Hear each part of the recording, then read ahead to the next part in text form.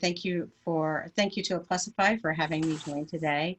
And thank you most of all to the audience who is taking an hour out of their day to spend in this session. I'm hoping that I don't put you to sleep. You know, it's after lunch, it's 1 o'clock, you know, maybe you're having lunch with me, or maybe I'm keeping you awake. I also see some familiar faces out there, so I'm counting on some of you who I know are post-launch, because I recognize some of these people, that you may be able to share some of your insights as well through the chat panel. So look forward to getting your feedback and questions. So first of all, Barbara also makes me sound much better than I actually am. Yes, I have worked remotely, and yes, we've done lots of implementations over the years. But really, it's a very practical and logical approach to what we do and how you go about this. And life after launch, the genesis of this really happened because we always saw people focusing on getting to launch. And things have changed quite a bit, especially with SaaS, which is software as a service, if you're not familiar with the term. The SaaS entering the marketplace. So those are platforms like Salesforce, like lots of other platforms, which I'm going to get to, and that really changed the playing field and how we work through life after launch, and what activities and indicators and things we need to think about as we go through an implementation and after implementation. So I'm really going to cover several areas today. One, we're going to talk very high level about how SaaS is impacting implementations. We're going to hit strategies for long-term success. So, you know, what you should be thinking about when you're going through the implementation, what you're thinking about at the time you're launching, and then of course, what to expect in those first 2 years, 0 to 3, 3 to 6 months, 6 to 12 months, and beyond. I ask you not to take those parameters as literally as they sound, but as ranges, so that you can begin to identify patterns as we go through this. So think about it in terms of stages, or like a child. Not every child walks at the same time, not every child speaks at the same time, but you know, usually those milestones are being hit at certain times throughout a child's life. So with regards to the poll results, how did those turn out? What's our breakout of people here, Barb? Did we get some nice answers?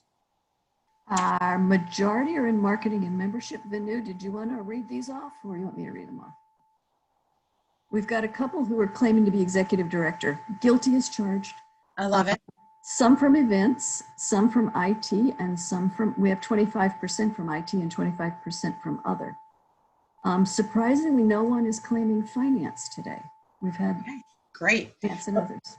Well, that really helps me understand the audience. And I think that's important because I love seeing both membership and events and other in here, as well as IT, because this is a true enterprise project that you're embarking on. So we want to make sure that you've got the right people in the room. So I think those people really do play a much larger role. So what is SaaS and what's its impact? So when I do this presentation live, I have people raise their hands and I say, all right, how many of you are using these sorts of platforms today? You know, who is using what? And my guess is, if most people on here, and put it in the chat panel, I bet most of you are using more than 3 of these platforms. So real quickly in the chat, I'm trying to pull up my chat real quick. How many people, you can kind of read. Everyone has to say Zoom. Yeah, you're already on Zoom. How many people are using HubSpot, DocuSign? That's well known. Know before, if you're doing any sort of security training in terms of the IT side of the fence. A lot of people are using Slack. You may have seen that I sometimes have problems turning off my Slack and the notifications come up. So Salesforce, if you guys are using one of the Salesforce platforms, you're going to see that. So I'm curious as to kind of what's coming in on that. Are we getting some good participation? So, and the reason why is this is what's changed. It used to be that when we installed software, it was server-based. We had to stand up servers, but now with the cloud and the SaaS-based software, we really moved to something that's a more continuous improvement model. And that's really what's happened. So all these general business platforms have begun to set the stage for us and setting expectations about what to expect within associations, and especially now as the AMS market is maturing within the association space. So I observe that we go through we're going from one extreme to the other. And there's so many times that, when an AMS, I'm sure you heard this from Moira and from Gretchen, that when people start to choose an AMS, one of the big drivers is I can't upgrade. I can't get new features. I don't know what's happening here. Or it's too expensive to upgrade. So we find that they go from not being able to upgrade, being too overly customized, it being very expensive, to a SaaS-based platform, which is, oh my gosh, my world is constantly changing. If you happen to be on a Salesforce platform, you have a minimum of 3 upgrades a year. Salesforce is pushing 3 upgrades a year that are coming out, 3 releases. Many of those other platforms are doing them in real time, 365 days a week, not unlike what we do on our phones on a daily basis. We get those releases, what do? We install them and we move on. And then we curse at Apple because something changed. Or we curse at Microsoft, if you happen to use Outlook, because all of a sudden search is now at the top of the bar instead of in the middle, on a different page. They've changed the location. And they're not telling you it's changed per se. They're just expecting you, frankly, to adapt. And that's what's happening now to some degree with our AMSs. Because we now need to say our AMS is a living, breathing, for the most part, SaaS model. So how do we begin to shift our thinking around this? So there are 5 main tenets that I believe you have to think about. One is going in with the tone and the overview within an organization that you're going to change processes instead of customizing. Customizing is definitely something that's going to back you into a corner, and I'm quite sure you heard about that from Gretchen's last session, so we won't harp on that. Second, and I think this is key, is treating the AMS as a program or a never-ending project. And that's what I love about the fact that we have different participants on the phone here from the meetings department, from the membership department, none from finance, but they're usually here. Because when we think about the AMS as combined ownership within the organization and something that's going to be living and breathing like a budget cycle that everybody has to participate in, and that it never ends and it comes around every single year, it begins to change the mindset. So we go from set it and forget it to, again, that continuous improvement model. We also need to make sure that we're building in time to explore the new features and functionality. So this is a pillar for us being able to know what's new, understand how our processes are going to be impacted. It's super important for this to take place. So when you're teeing up your project, you need to think about, how are we building in time? Who are we building in it for? This is not a responsibility that only exists with your IT department. So we need to think about this globally within the organization. The other thing with SaaS-based platforms, and some people won't like that I have to say this, but it also means that they're more portable. When you take away so many customizations and you go much more to configuration, your ability to be nimble and say, we've outgrown this platform, we need to move. Another solution out there is going to meet our needs better as we go into the future. You have much greater flexibility. So, some of us went to AMS Fest last year, or just this past week, and what I love about that is people are going now just because they want to stay abreast of what's new. Not necessarily because they're looking, but they understand now that they have greater flexibility to move because they're in a more configurable platform that's more portable. So that's constantly evaluated as something you want to put into your rhythm of owning your AMS. Yeah, go ahead. Is the constantly evaluating, is that something that IT is responsible for, or is that something you should challenge the whole enterprise, everybody in the association team? That's a great question. I think it's an association responsibility. It may be that IT may drive it, but if I document it, yes. Right. If IT's driving it and documenting it, frankly, it should come from what the business drivers. And where are they getting the business drivers from? They're getting the business drivers from their business partners. So to me, those are always hand in glove, and you can never separate the two. IT should never go off and do things in a vacuum because it's a cool, new, bright and shiny object. We need to have a business driver that goes along with that. Okay. So now we're going to move on. So those are kind of the 5 main tenets of how you want to tee up your project to be successful after launch. So when you're thinking about it and you're starting, keep these on paper, in your charter, in the conversation, that these are going to be things that you're going to need to keep in mind moving forward. Okay. So now we're going to talk about something that's a little more tactical. So now we've kind of teed up the project from a tone standpoint, and that's what I've kind of mentioned before, the tone, right? So now let's talk about the tools, another T. So what tools do you need in order to be successful? So we've already hit a little bit on continuous improvement, and we definitely need to do that. And you need to actually implement that during your implementation. So think about how you're beginning to build that muscle memory into a process.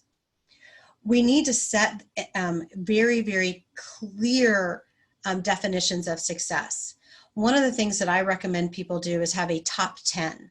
And again, you can make this 10, 5, 8, 15, something along those lines. It's not as important the number as long as it's finite, because you want to be able to look back at that and go to your board and be able to say, here were our measures for success. Here was our criteria. Here are our measurables. And we find that a lot of people actually don't define this at the beginning. The other thing that's important is this also reduces noise. So when you get into a heated, really into the pace of an implementation and after it, you want to be able to go back and say, if you come into something new comes about, you want to be able to say, wait a minute, that wasn't outlined in what we thought was most important. And be able to go at it from a data standpoint versus an emotional standpoint. Because when you're kind of rushing towards that implementation, sometimes emotions can get in the way, and having this documented early or when cooler and calmer heads may have prevailed helps you have a talking point that you can reference to in the future. Then from a tool standpoint, you need 4 things. And we've updated this a little bit for COVID and also not for COVID. So you got to have cloud-based file storage. So I don't care if it's Google, if it's SharePoint or what it is, you've got to be able to make sure that your files, shared files across the organization on this team, are in some cloud-based tool. And the reason for this is you want to be able to include your solution providers in it. You want to have project management tools. You want to make sure you've got multiple channels of communication. So have a Slack, have a Teams, something along those lines, and make sure you have video. And frankly, all of these are particularly important for those of you who are going through implementations now, because you're not running down the hallway to ask a quick question. It really does mean that you're able to go into your calls and your presentations and your implementation tasks with full transparency. For all of these, especially in COVID, are particularly important. So now we're going to pretend that you're at launch. So you've teed everything up and now you're actually sitting at launch. So what's important here? Usually what we like to do, and I know that someone's on the phone that's experienced this, that we helped implement, and we set up what we call a war room. So we all got in there together for days on end. And it may seem like it's going to be awful and arduous, but you actually can have some fun at this. But the reason for this, and it's very important, is because it helps you make sure that nothing is slipping through the cracks. The way we do it is we actually put these large Post-its on the wall with our checklist of everything that's go live critical, our countdowns, and when people are, when we took the first payment, when the website's live, so we can have some celebrations along the way, and we get everybody in the same room. Again, I'm sure you heard that. It's not unique to us. I know others that do something very similar. I like to think that we have more fun at it. But we do try to have fun. If you're doing this in COVID and if you're going live, I would solicit and highly recommend that all the team that's participating in this have 2 monitors on their desk. And the reason for that is as you're going launching, we would recommend a Zoom or some sort of video platform. And so you can be on Zoom and having a conversation, watching a screen, and then potentially working on another screen in your platform as you're doing your testing and walking through your launch plans.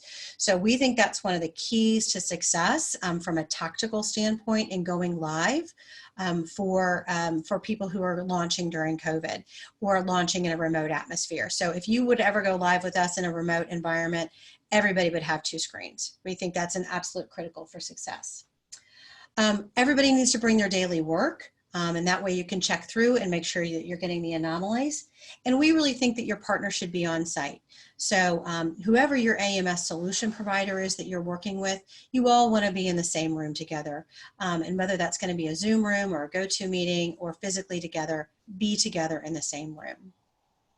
Quick question, and I hope the feedback's Yes. not too bad on this.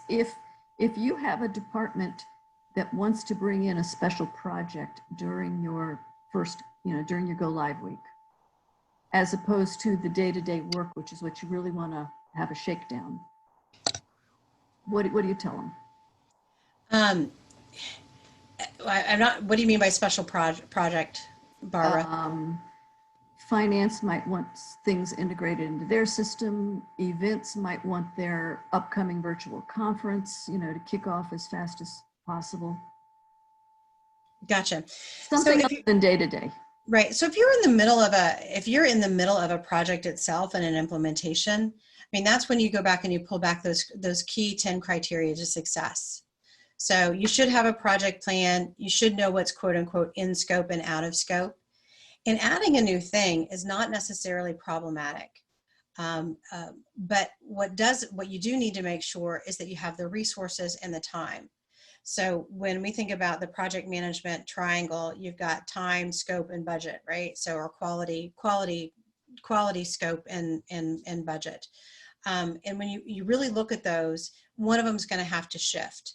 So you have to think about, if I'm going to add something new, do I need to add new resources? If I add something new, can I push out the schedule a little bit? So it's not that it can't be accommodated, but you need to have that conversation in the light.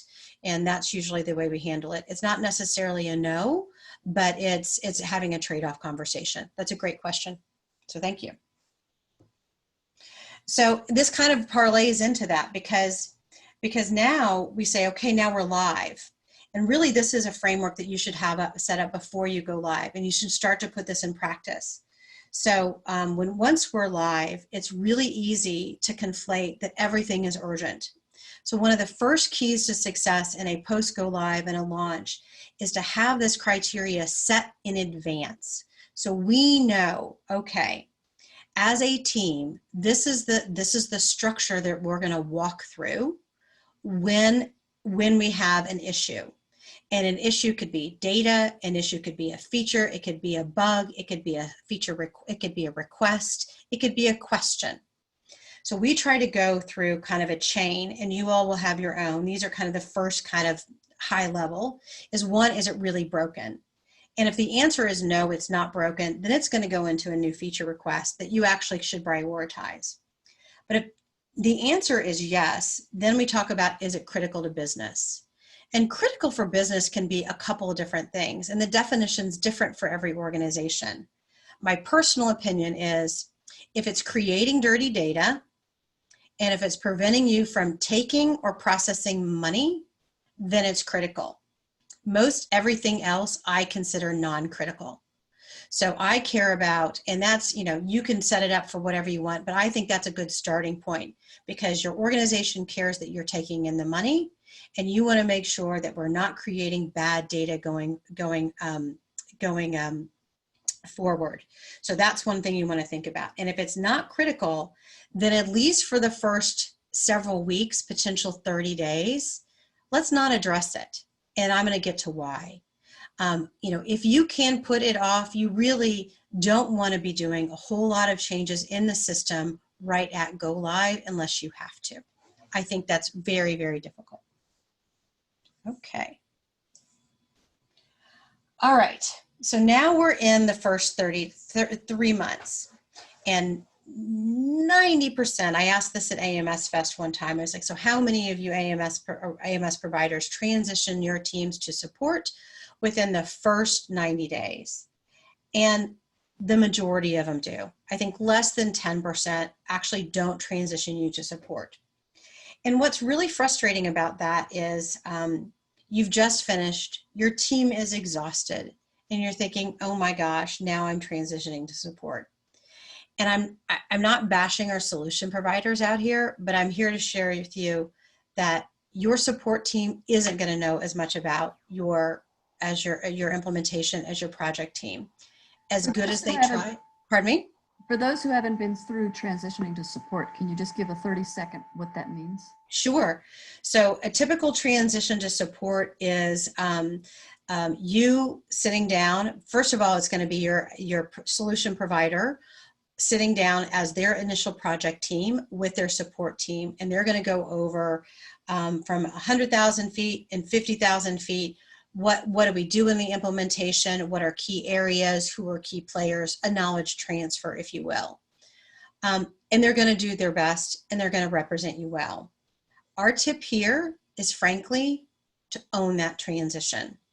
We think it's really important that organizations get directly involved in that. And it's hard because you're burned out at this stage, you're tired, you want to take a rest, generally speaking.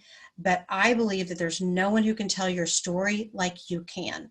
So take advantage of that time and build that bridge, because as much as that project team served you well to get you to launch, it's that support team that's going to support you long term. And frankly, it's almost an even more important relationship to have. So you want to take the time, if you can, to make sure that with your success manager or whatever it is, that you are your own voice. Nobody tells your own story like you do, and seize that opportunity. The second thing, and I didn't mention this early, is when you're developing your team, when we talk about keeping staff engaged and leveraging a data standards team, your partners in marketing, your partners in membership, your partners in other areas need to be involved. And this is where we have a question. I'm going to go ahead and ask them to launch the next poll. And the reason why and I'm going to talk while we do this, the reason why we do this and let people respond real quickly is we believe very strongly that, and you can share the results whenever you want to count down. Barbara, give them one more second. People should be able to respond by now. Let's close the poll and share the results. We firmly believe that the organization needs to have a collective ownership of the AMS. So maybe membership and marketing is driving it, and that's great. But we need to have other people involved because they are touching the system. So if the impact of an events person or finance person making a change within the AMS is going to impact marketing and membership, you need to have a collective and a forum in which to have that conversation.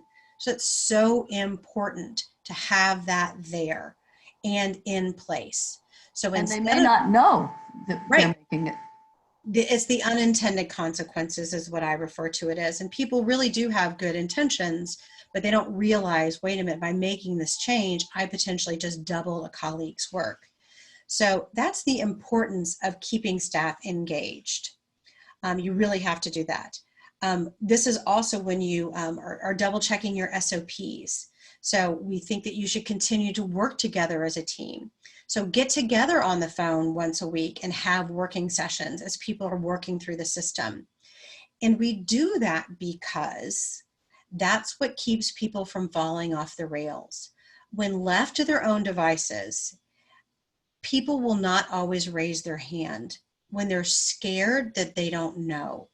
And so by creating a safe zone in which you can do that, creating another, a working session, it really does make a difference that people will raise their hand in those situations because they see others asking questions. If people feel like they're the only ones that have a question, sometimes they're hesitant to do so. And then what happens is they do something wrong, and that has a snowball effect. Again, it's human nature to not feel comfortable. And a lot of cultures don't always support it. So we try to create a safe environment to do that. And we do that through working sessions. We also think for senior management, and especially for your board of directors. So for your EDs out there, this message is just for you. Please make sure that when you're talking about your AMS to your board of directors, that you do not promise them operating efficiency in the first 3 months, 6 months of the life of your system. The fact of the matter is, this is a whole new, if you have people that work in the AMS on a daily basis, what happens is they're going to go in, and it's like going into a whole new job. When you think about, most organizations don't actually replace their AMS once every 7 to 10 years. If someone's worked there 3 or 4 years, that's all they know, more than likely. So they've working in it, it may not be perfect, but they know how to work through the proclivities of the system, and they do it efficiently. It's what they know. So even if it is technically more efficient, maybe you've reduced manual steps, we need to take into account that there is going to be a learning curve that our staff are going to go through, and give them grace to go through that. You must give grace. So the first 3 months, we're settling in. So what have we done? We've tried to make sure that only the critical tickets are really getting addressed. We've got a prioritization for that. We have our team meeting regularly. We've got some good data standards in there. So we have a forum in which to have conversations about how data is being entered.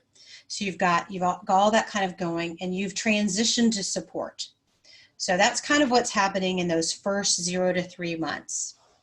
People are feeling like, all right, I've got my PTO, my batteries are charged a little bit more. I'm feeling a little bit better about this.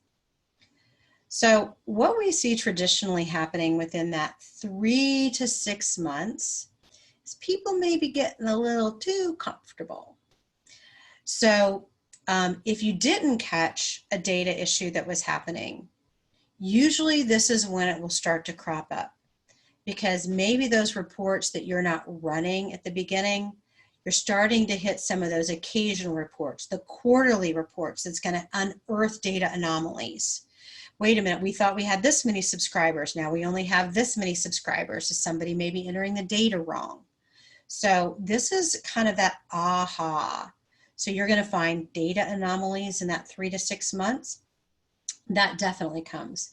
Usually, you'll see some of this crop up in the 0 to 3, but usually 0 to 3 is I'm treading water. I'm just trying to figure out how to do my day to day. I'm just trying to keep up, right? I got a new job.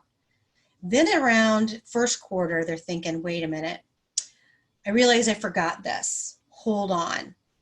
So usually you kind of have that I forgot something moment. The other thing that happens at the 3 to 6 month that we find is, now I understand why the solution provider really didn't want us to do it this way. Really shouldn't have dove on my sword on this. Now I get it. And again, this is a moment that I would say give grace to yourself, because this is perfectly normal. You can't know what you don't know when you're implementing. And so be open to potentially making that change later on the road.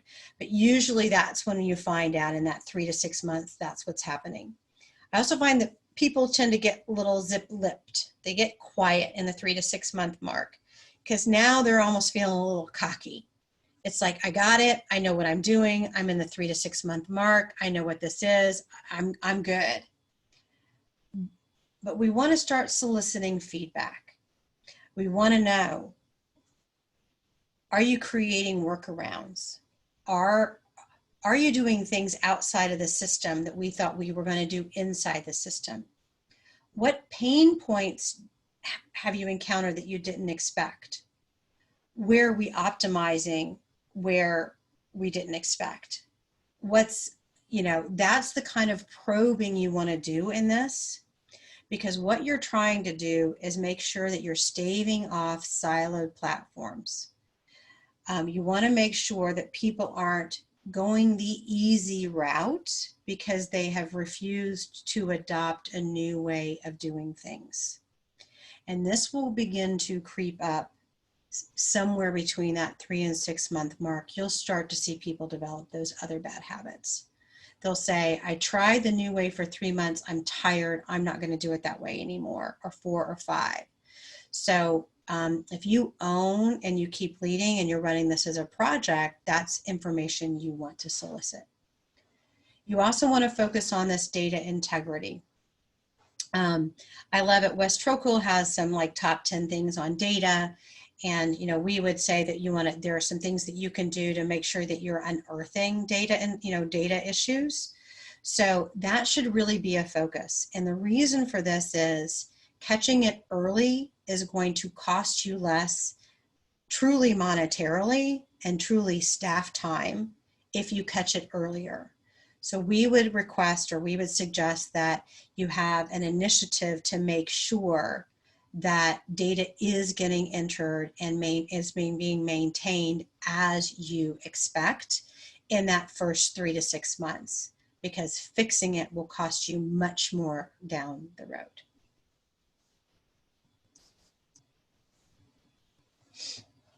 In 6 to 12 months, I feel like you need to start to give people something else to whet their appetite. So this is when we begin to reinforce the program and never-ending project. So we would suggest at this point that you have a framework in place for enhancement. So that list at the beginning that we showed you, those are going to be the ideas, because now people are going to come to you and say, we should be doing this. We can leverage the system for that. Have we thought about, a new project? This is the direction I'd like to go.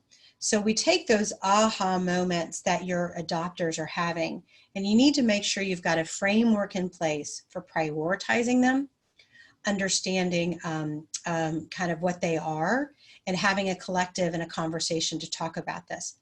I like to give people some wins in that 6 to 12 months, some optimizations if we can, because that makes people feel maybe there was, a handful of those pain points. Let's get those addressed.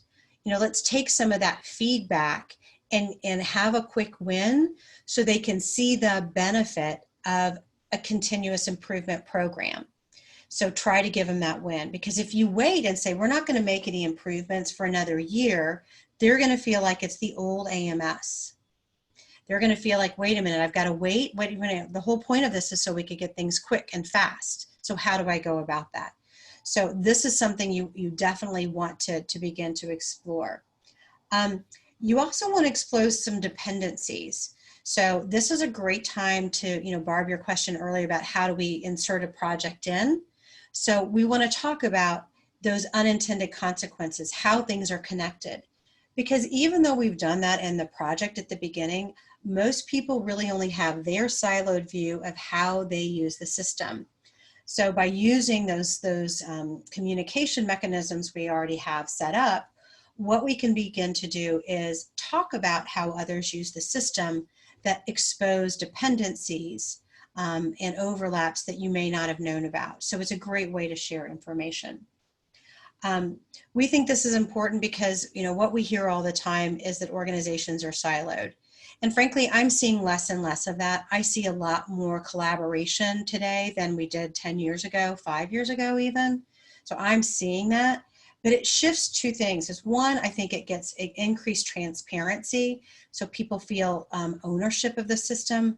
And the second is it begins to shift to what do we call, deliverables. So what are we doing? How are we enhancing the system?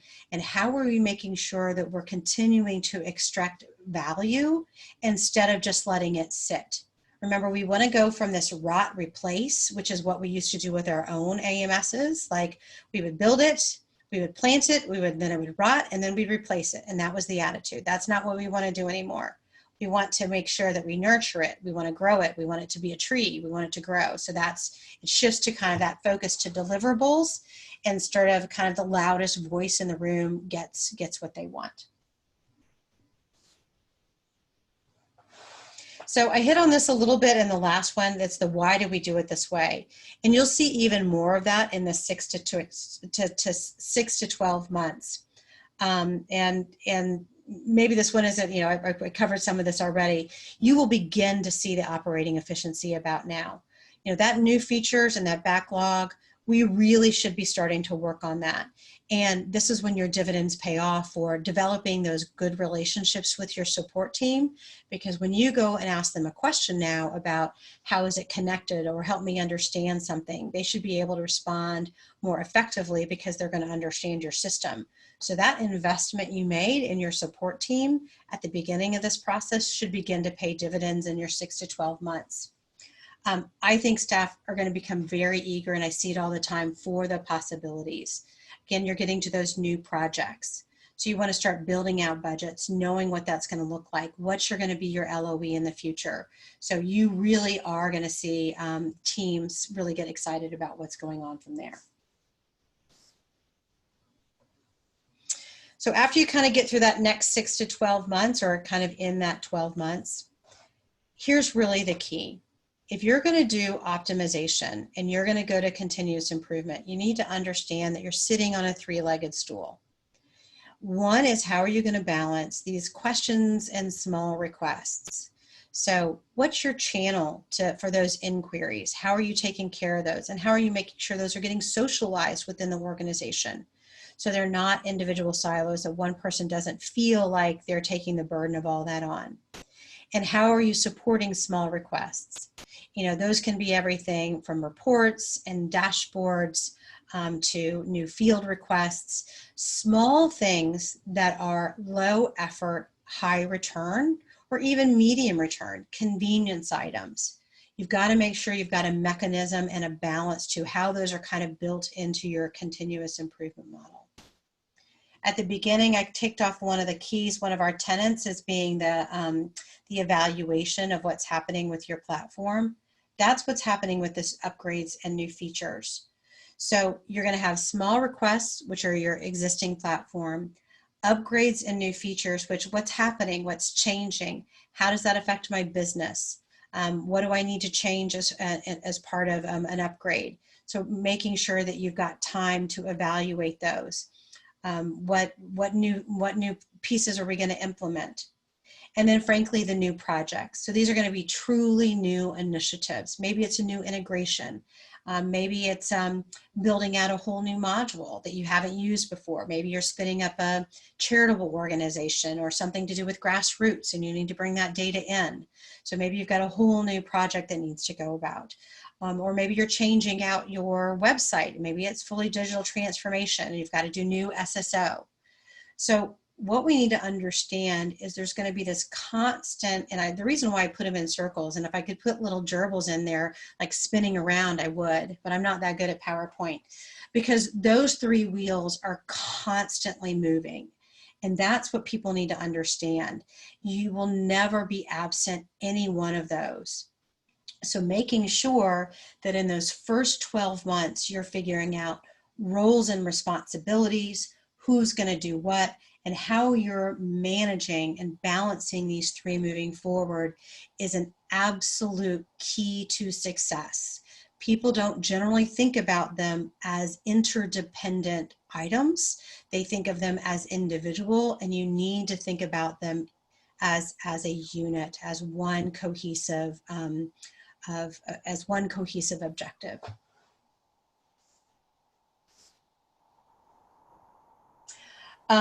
So how do you go about that? So we think, you asked earlier, who should actually do this to constantly evaluate? I think you should, consider a team. Figure out who within the organization is the right group of people to do an evaluation. So I think that you can get put together a team to do this. So it doesn't have to be everybody. I think what also changes in IT's role is that in the past, IT can be kind of order takers. And it's really important that IT not become an order taker. It's really important that we become trainers, advocates, interpreters of information. Because if we do everything that every single division or every single person wants without doing in the light of that group all the time, you're right, Barb, things are going to explode. So things are really changing. So IT's role, if that's who's serving as the conduit here, or whoever that role is, it changes. I think that you need to make sure you've got someone who's constantly training people. How have you filled that in? I have found that that role is typically following to IT, whether we like it or not. I do find that that's where it's falling. I'm also seeing that the IT group is typically, and when I say prototypes and examples, reaching out to other clients and seeing what other people are doing. So if you're playing in that role that's managing those 3 circles IT membership, insert name here, I'd encourage you to do a couple things. Is 1, get examples when you're trying to move forward from other clients, and 2, try to put together prototypes and examples moving forward. Picture's worth 1,000 words, and we find it's a great way to begin to illustrate and have conversations within your organization moving forward. So we think the role of and how you do that exploring of new functionality and the role that IT plays shifts a little. We want them to come in, help explain, interpret, do prototypes, test it out. So it's a little more involved role than potentially you've had in the past in terms of exploring new functionality.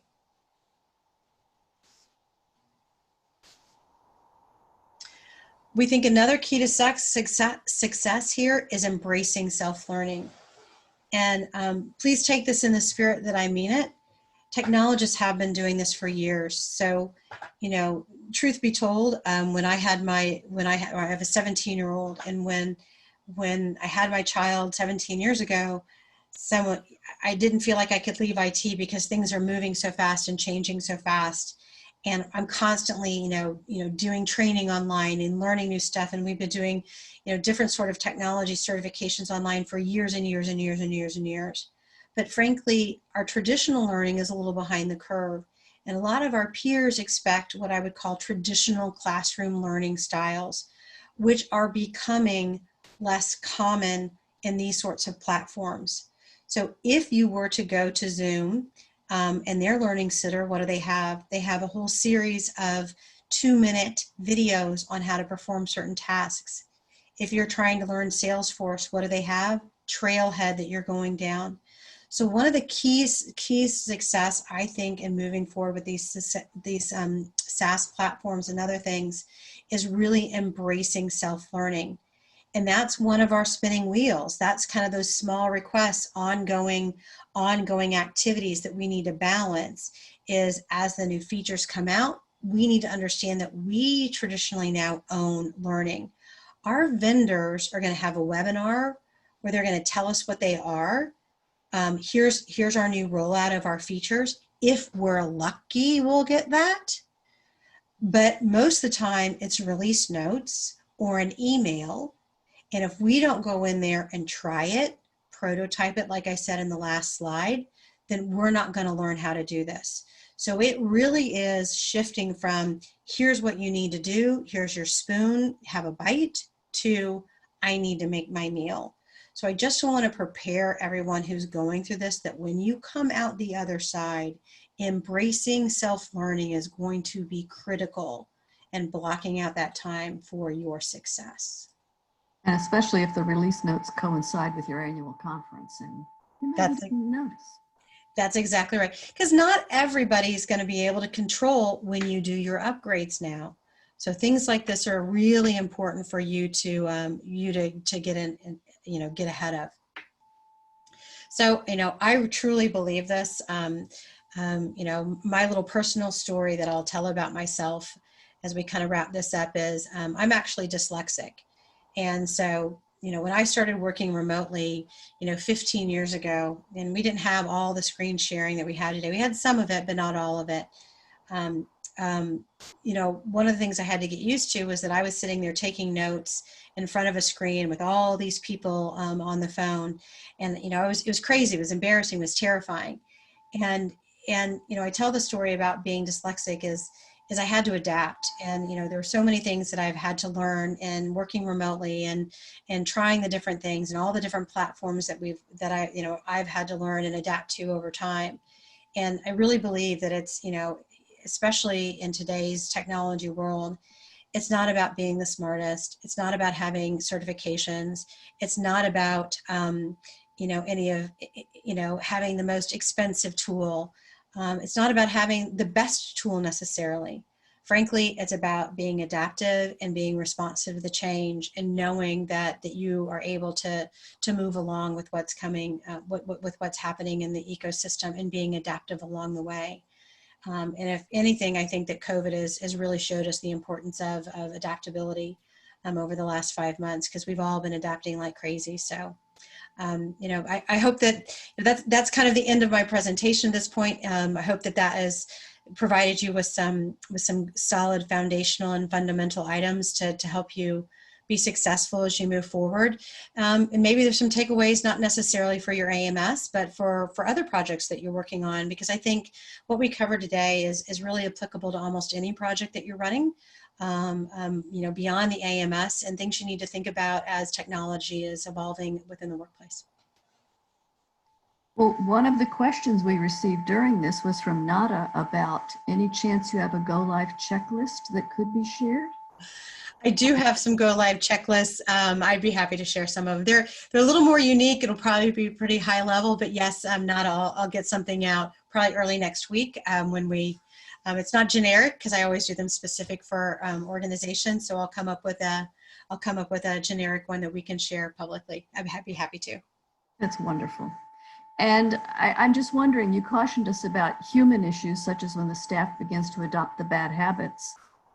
And you mentioned we have to develop the muscle memory for doing the new tasks. Are there any other tripwires or any other guidance you can give us about changing our behavior as well as our expectations during all this? Yeah, I think I hit on it a little bit. Yeah. I think one of the tripwires is in those conversations when you're beginning to hear about, somebody's using an Excel spreadsheet, somebody's doing something outside the system, that was deemed to be inside the system. I think that's a tripwire for sure. That's something we definitely want to be conscious of and aware of. If I'm physically in an office, that kind of walk around the office. Mm-hmm. I think you should set up a couple of, I call them integrity reports or some sort of query that's helping you look for some bad data on the human side again.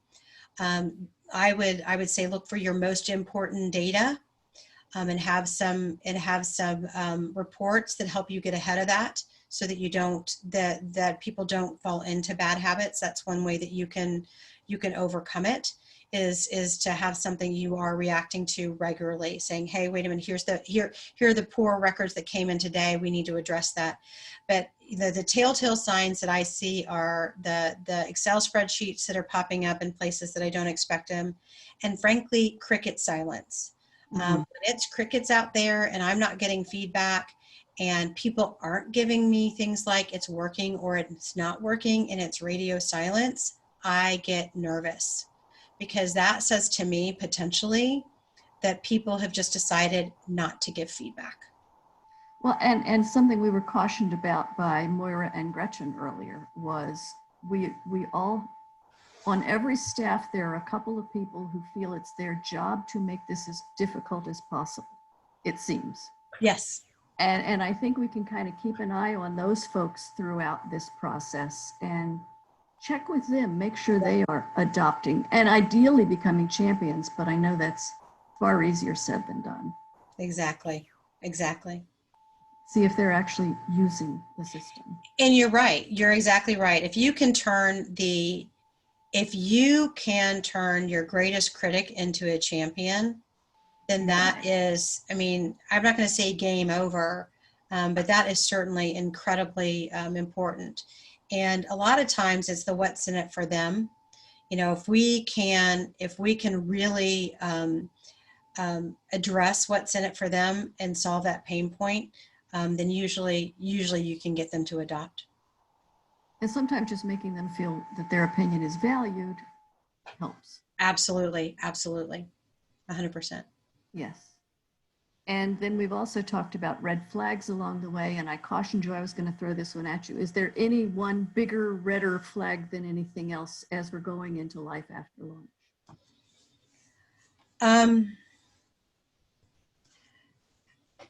You know, it's similar to the quiet, disengagement is a red flag to me. When the team disengages and isn't interested in the overall success and senior management checks out, that's a red flag to me that the long-term success of an initiative is in jeopardy. Mm-hmm. You know, I'm sure that they talked about the importance of senior management involvement and having a true project sponsor at the beginning.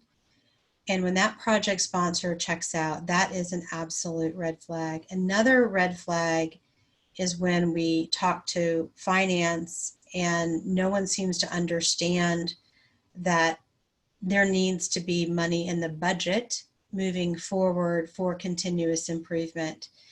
That they tend to talk about the project in a state of doneness, complete, instead of continuous improvement. So, you know, those would be the things that I would look out for.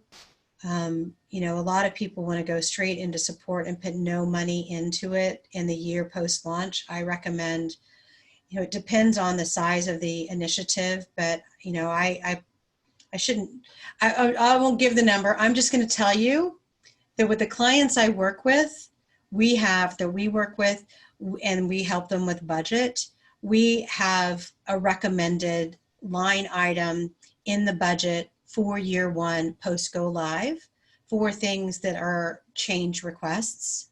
To fit those, oh God, we forgot, oh darn, we did it the wrong way, now let's redo it.